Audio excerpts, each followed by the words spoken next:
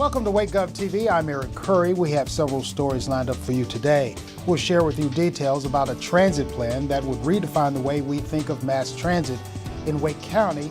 Plus, we'll learn how to avoid the health dangers lurking in the summer months. But first, for months, Wake County staff and its community partners collected data and gained public input to identify the top 4 issues they will focus on to improve the health and well-being of county residents over the next 3 years. The Community Health Needs Assessment targets the top priorities of health insurance coverage, transportation, access to health services, and mental health and substance abuse. Joining us to talk about this assessment are Dr. James West, Chair of the Wake County Board of Commissioners, and Donald Gentzig, President and CEO of WakeMed Hospitals. Thank you both for being here. Pleasure. Dr. West, can you talk about the Community Health Needs Assessment? What is it and what does it tell us? Yes, Eric. The Community Needs Health Assessment is a process that we've been doing for a while, every 3 years, to make sure that we stay on the cutting edge in terms of analyzing the health and wellness of Wake County. We focus on issues that affect health and well-being, to include looking at the resources that may be needed, designing a plan of action to make sure that we're addressing those issues, and also it's collaborative in scope with Wake County, our local hospitals, as well as community partners being engaged in this very dynamic process. Mr. Gentzig, why is this health assessment so important to the community? Well, our commitment as a community is to help address the health needs of its population. And so this is building upon a collaborative partnership, as Dr. West mentioned, between a lot of nonprofit community organizations, local and county government along those lines, to help address and identify the key areas that we want to work together to try to improve upon. Now, Dr. West, I understand the 2016 assessment report was released in June. What did it say? Well, after months of data collection, analysis, and making sure that we have identified those things that will have the greatest impact, we identified 4 top issues, those being access to health services, mental health, substance abuse, transportation, and also health coverage. And how will these 4 issues be addressed? These issues will be addressed through a programmatic response that will include a good plan, looking at the implementation strategies, evaluation, and making sure that it's a participatory process.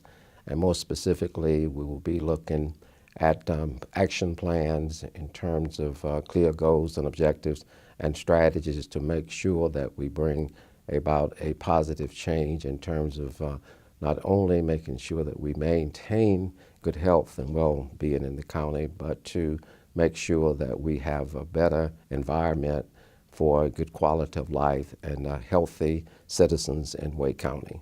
And Mr. Gentzig, obviously this assessment, it's a county community initiative. How can the community get involved in making sure that this assessment is as accurate as possible? Well, they've been a tremendous help so far in getting together and giving input, participating in group efforts. And as Dr. West mentioned, we're now at the point that we're going to take the information that we've gotten. We've narrowed it down to some key areas that we're working on, and the community can help by participating as we start to formulate the action plans, the next steps. So there'll be community health assessment teams that come together that organizes itself around these 4 priorities, and participation from our community, building upon what they've already shared with us, is going to be very helpful as we move forward to really make a difference and improve the health of our environment and community. Mr. Gentzig, Dr. West, thank you so much for being here. Thank you. When we return, we'll share with you what's being done to address transit in Wake County. Stay tuned.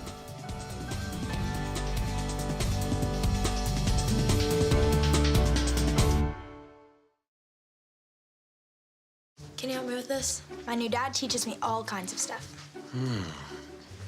Sure. He helps me with homework. That would be 3.6795. Thanks. Yep. He helps me with my decision making. I wouldn't use this one. Ever. And he's even teaching me how to drive. And that's why cars have bumpers. I'm learning so much. You don't have to be perfect to be a perfect parent. Thousands of kids in foster care will take you just as you are. If you didn't know, Wake County's population has exceeded 1 million citizens, with at least 63 people moving into the county every day. With those numbers comes more congestion on the roadways, and in a way to bring some relief to the traffic problem, the Wake County Transit Plan was developed following 2 years of studies, public comment, outreach, and development. Joining us to talk about some of the details of the plan is Tim Maloney, Director of Wake County's Planning, Development, and Inspections area. Thank you so much for being here. Thank you for having me. How did the discussion about this transit plan even come about? Our region has been planning for transit for several decades now, finding ways to improve how we improve our mobility within our community. What's different about the plan we've been working on for the past 2 years are two things. One is we've engaged the public in ways that we haven't in the past through public meetings. And secondly, we've educated them on transit planning principles so that they could make informed decision when we talked about trade-offs for how we might invest in transit within our region. Why is there a need to have a plan that addresses transit in Wake County? You mentioned earlier our population growth. We're growing at 62, 63 people per day. We are the second fastest growing county in the United States with over 1 million people in it. Transit is an important piece of the fabric within our community. In implementing it can help drive our economy and how people move around our community, whether it's to business, whether it's to work, whether it's to school. And what are some highlights of the recommended plan that the board recently approved? When we describe the plan, we describe it in what we call 4 big moves. The first one is stronger regional connections. We know that our commuting patterns don't end at the county line. We have people that come into the county and those who live here that move out of the county for commuting patterns. So we know we have to increase those connections. The major investment that we are making within this regional connections is a commuter rail train that would extend 37 miles from Garner through downtown Raleigh, NC State, Cary, Morrisville, RDP, and then on up into Durham.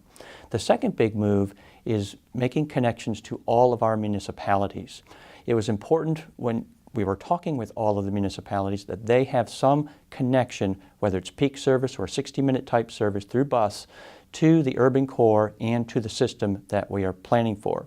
The third big move that we talk about is increasing our frequent downtown urban mobility. We know that when you implement high-frequency service, you can increase ridership. People can easily schedule their day around high-frequency bus service.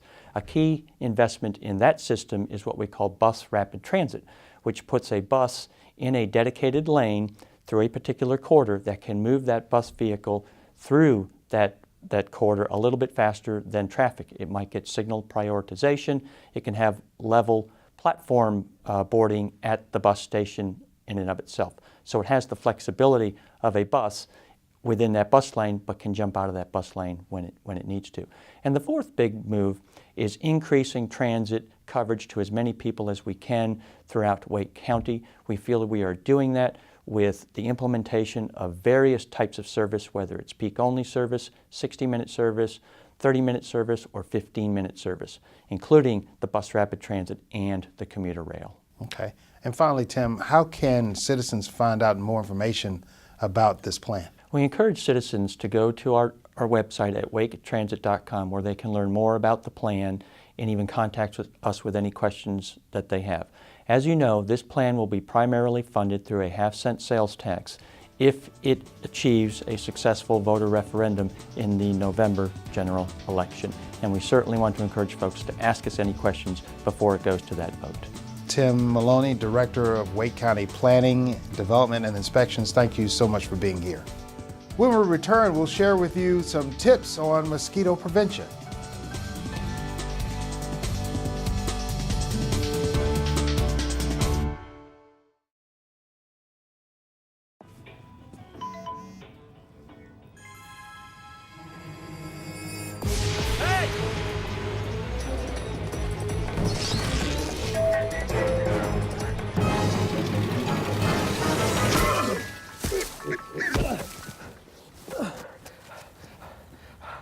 So, same time next week? Well, of course. Put away a few bucks, feel like $1 million. For free tips to help you save, go to Feed the Pig. Welcome back. As you and your family venture out to enjoy the outdoors, Wake County officials remind you to be aware and protected against mosquito bites, which potentially could carry a number of illnesses, including the Zika virus. Joining us to talk about this virus is Sue Lynn Ledford, Wake County Health Director, and Dr. Caroline Loop, Environmental Services Manager, also with Wake County. Thank you both for being here. Thank you. I guess the first question would be, what is Zika and why should we even care about it? We've been hearing it for months now. Well, although there are multiple mosquito-transmitted viruses, this is the first one that's been known to transmit a virus that causes birth defects. And Sue Lynn, is there any immediate danger to Wake County residents? Currently, we have no known local transmitted cases. We have our mosquitoes were at this time not known to have any infection, so fortunately we do not immediately have that. The other thing though that we do have to consider is it's not only mosquitoes that can transmit Zika, this can also be a sexually transmitted disease. So someone that potentially has been infected in another country and returns to this country and has unprotected sex can have transmission to an individual. What are some of the symptoms of Zika? Well, Zika has, much like many of the other mosquito or vector-borne illnesses, has similar to a flu symptom where you'll feel achy and some of those symptoms. But there's also some people that don't even know they've had it. They may be infected, but they have absolutely no symptoms. So it can really vary across that spectrum of feeling pretty miserable to nothing at all. Caroline, how can Wake County residents protect themselves from mosquitoes? Well, it's always important to think about ways you can protect yourselves and those around you from mosquitoes. One of the first things that you can do is to eliminate any containers of water that could allow these mosquitoes to breed around your property. And the types of mosquitoes that have been known to carry Zika virus in other countries are container breeders, and they thrive around people. So we're encouraging everyone to tip out any water and toss any containers that collect water. So areas you might want to look at are gutters, any types of dog bowls or pet bowls that are outside, planters, any kiddie toys like pails or pools, and even tarps that collect a tiny bit of water have been shown to be areas where these types of mosquitoes can breed. Sue Lynn, how should travelers prepare if they are anticipating visiting an area where the Zika virus is a big problem? Being aware of your travel areas and whether or not that area has been identified as an area that could expose you to Zika because of the mosquitoes in that area. I think people need to educate themselves. The CDC has excellent resources online, and it's very easy to find. You can just Google Zika and CDC, and you will get exactly the information that you need to have for your travel and other needs that you might have. And final question, because of the worldwide attention to this virus, you would anticipate residents right here in Wake County trying to understand what's going on here in our own backyard. So what is Wake County doing to prepare for any type of Zika related illness that could be reported? Okay. I'll start with the communicable disease portion of what we're doing, and I think Dr. Loop would be great to answer the environmental precautions that we're taking.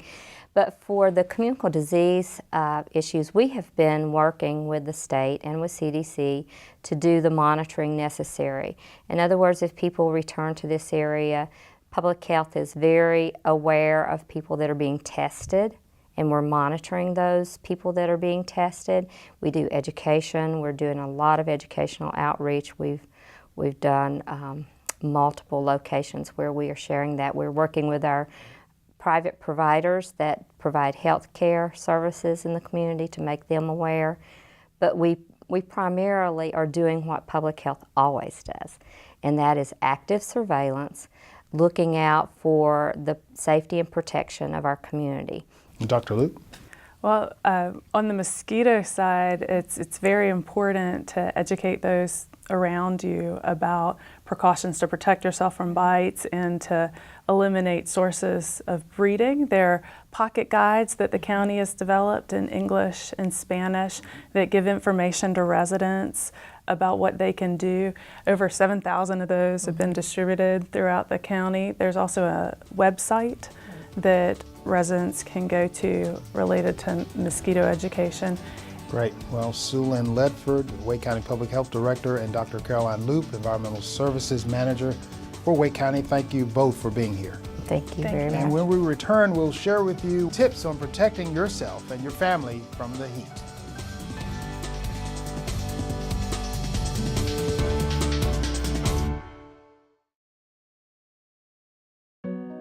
They said a bottle was just a bottle.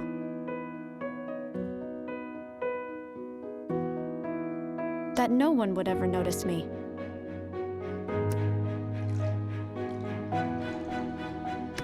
But I knew I could be more.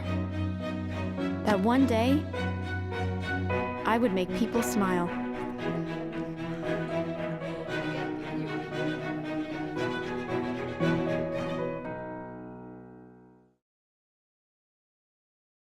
Welcome back. Well, if you're not aware, this is the time of year when air conditioning and sweating go hand in hand. While the hot days of summer are ideal for baseball games, picnics, and walking your dog in the park, it is also the time that it could cause some dangers for you and your family.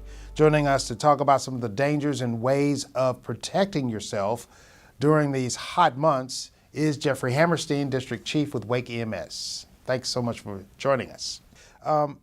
We have heat waves every year. And so why is it so important to talk about heat-related safety? Heat illness is kind of like the silent killer of weather-related emergencies.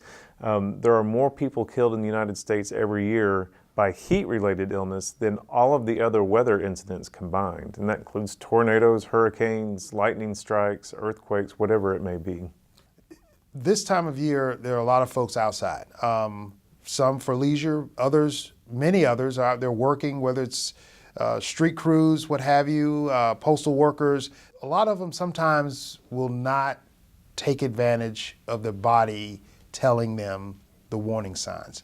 How important is it to watch for those warning signs and pay attention to them? Oh, it's very important, and you touched on some important points there. We do know our bodies, we know them very well, and we have to pay attention to that.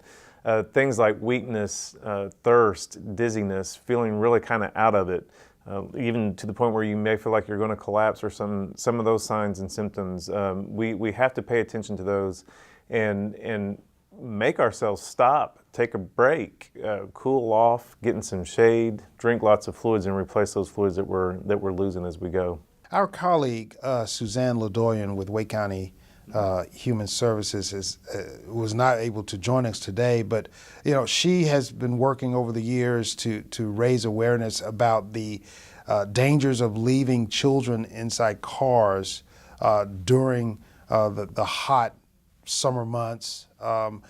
The importance of, I guess, as a EMS official, to share with the parents the importance of not leaving children in cars, even if it's for a quick trip into a grocery store just to get a few items.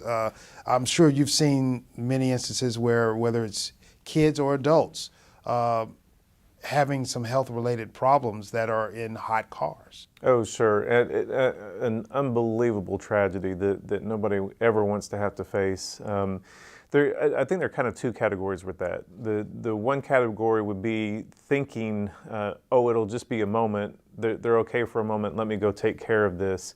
what we have to realize there is how quickly a car heats up and how in just a matter of a few moments it can be dangerous. For the amount of time it takes to run into the store and grab a couple of things, it could really be a dangerous thing for the kids or pets or any family member left behind in the car. The other side of it would be those who, for whatever reason, left a child without being aware. A change in practice or something happened, they were unaware and left the child through the course of a work day or after getting home from work. The only thing that we can do about that is talk about it, think about it ahead of time, realize it is a possibility for a person to somehow break their routine and make a mistake like that. And that will help you to be conscious about it and prevent anything like that. Make yourself some checks and balances so that you're sure that you're not accidentally leaving your child behind in that car. Mm-hmm. And to talk about something a little easier, we know this summer marks a special milestone for Wake EMS. Can you share with the citizens about that wonderful news? Oh, absolutely. We couldn't be more proud to mark 40 years in service for Wake County EMS and started, the very first call was run on August 15th, 1976. So we're so thankful. We've had tremendous support all across the community, so many different partners in service, and we couldn't be more proud. Then on August 4th at Maimondi Concert Hall, we're going to have a program free, open to the public. We'd love to have people join us. Just a few moments to kind of walk back through those 40 years and look at some of the things we've accomplished together in our community. And so come out and help us celebrate. Great. And you said 1976? In 1976. That was the year I was born. I'm going to stick to that story. Jeffrey Hammerstein, District Chief with Wake EMS, thanks so much for being here. Thank you, Eric. When we return, we'll share with you another department that is also celebrating a birthday. Stay tuned.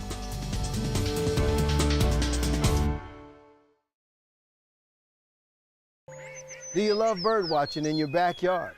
Do you like the idea of Cary being a national leader in caring for the 3 Bs, birds, bees, and butterflies? If so, then we'd like to invite you to participate in the Cary Garden for Wildlife partnership with the National Wildlife Federation. Whether you have an apartment balcony or backyard, you can create an outdoor space that attracts beautiful wildlife and helps restore habitat. By providing food, water, and cover, and a place for wildlife to raise their young, you not only help the 3 Bs, but you also qualify to become an official certified wildlife habitat. To learn how to become a part of this program, visit townofcary.org and search Cary Garden for Wildlife. Welcome back. If you've ever visited any of Wake County's parks or any of the natural areas preserved for citizens to enjoy, then you know that they are some of the not-so-secret gems in the state of North Carolina. But did you know that it was 40 years ago when Wake County leaders decided it was time to create some space for citizens to enjoy? To talk about Wake County Park's 40th anniversary is Chris Snow, Director of Wake County's Parks, Recreation, and Open Space. Thanks so much for being here. Good to be here. What started Wake County's parks system 40 years ago? So 40 years ago, Wake County was a very different place than it is now. The population was about 228,000, which is a quarter of the million residents we have now. Over half of those people lived in the city limits of Raleigh. But there were a number of people living in the unincorporated areas of Wake County that wanted municipal services, including parks and recreation. And what did the park system originally look like, and what was the focus back then? So when we got started in 1976, didn't have any parks, and we focused on a grant and aid program whereby we helped nonprofits and the municipalities provide recreational services. So it might have been a Zebulon or a Wendell, one of the smaller municipalities that was getting a grant from the county for a ball field or for lights. Or it could be a nonprofit such as the Boys and Girls Club who were providing a recreational service. Then we kind of moved into the development of parks at school sites. It was called our School Park Program, and we designed, funded, built, and maintained parks at school sites above the normal program. So an elementary school might call for a play field, And Wake County government would come in and maybe add irrigation, maybe lights, maybe bleachers, maybe more parking, so the community could use the field after hours, after school hours. So it was the grant and aid program and the school parks that really got us going. Okay. And how has the park system changed and grown over the past 40 years? So again, got started with the grant and aid program and school parks, but quickly realized that we needed to provide, there was a demand out there from citizens for larger recreational areas. So we started focusing on county parks, regional parks. Lake Crabtree was our first, opened in 1988, and followed real closely by Blue Jay Point up on Falls Lake. So we started developing these parks that could actually have amenities for folks to come and enjoy. At Lake Crabtree, you have the trails and the boat rental complex, picnic shelters, and just trying to provide those amenities for folks. What do you view as some of the greatest accomplishments Wake County Park System has seen over the years? I think one of the first is just having the foresight back in the 70s to start a program like this. I don't think anyone back then really thought about Wake County growing to 1 million people. And we are so pressed now for green space, open space, recreational areas for people to enjoy, that having that foresight back in the 70s and the 80s to set aside some of these areas, to develop these areas, to start some of the partnerships we did. So I think we've done a lot of really cool things in our 40 years, and I hope there's a lot more cool things in our future. And finally, just 10 more years, the park system will celebrate the Big 5-0. What do you envision for the park's future growth, and what do you think it'll look like in 10 years? I hope we have a few more parks left in us. We have been acquiring land in a couple of places for 2 new county parks. The county's open space program continues to grow. That's separate from our park system, but available for more passive recreation. And so I see many more of those in our future, as well as just open space acquisition. Okay, well, Chris Snow, Director of Wake County Parks, Recreation, and Open Space, thank you so much for sharing with us about Wake County Park's birthday. Thank you.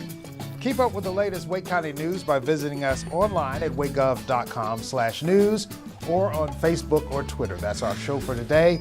Thanks again for watching.